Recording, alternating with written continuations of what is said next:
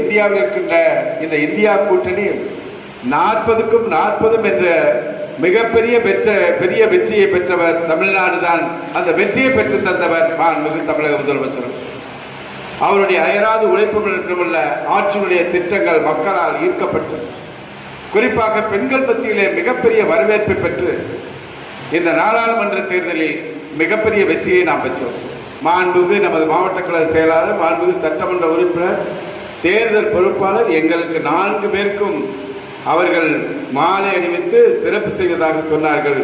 2026 சட்டமன்ற தேர்தலில் நமது மாவட்ட செயலாளர் சொன்னது போல 200க்கும் மேற்பட்ட தொகுதிகள் வெற்றி பெற்று தமிழக முதலமைச்சர், கழக தலைவர் தளபதிக்கு வெற்றி மாலையை நாம் சூட வேண்டும். இடையிலே 10 ஆண்டு காலம் தமிழ்நாட்டுடைய எந்தவித வளர்ச்சி திட்டம் இல்லாமல், எந்தவித மக்கள் நல திட்டங்கள் இல்லாமல் ஒரு ஆட்சி நடத்தியதை நிலையை பார்த்தோம்.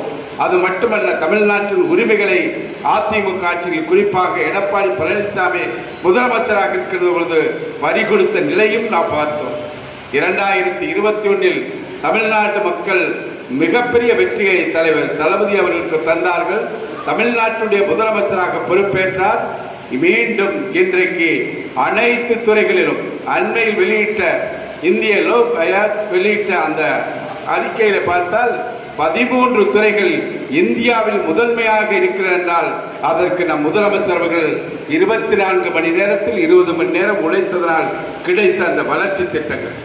ஆக 2026 கடந்தும் அடுத்தொரு இன்னும் 5 ஆண்டு காலத்தில் இந்த மக்களுக்கான திட்டங்களை, மக்களுக்கான வளர்ச்சி திட்டங்களை கொண்டு செல்வது மிக மிக முக்கியம்.